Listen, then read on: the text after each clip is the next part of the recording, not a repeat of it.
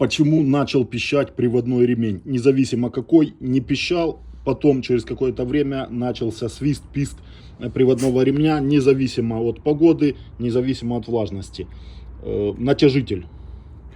Разбивается втулка. На примере Mercedes Vito, если такие автомобили есть, у кого именно с такой системой, то вот сразу выработка. Видна выработка. Выработалась втулка внутри. Видно, прямо там она выгрызана. Ролик становится наперекос. И ремень несоосно на нем находится. Вот видно тоже.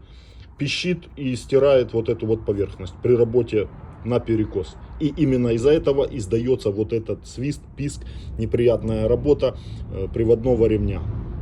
Меняйте полностью натяжитель в сборе, и все пройдет. Замена роликов не поможет. И замена ремня также.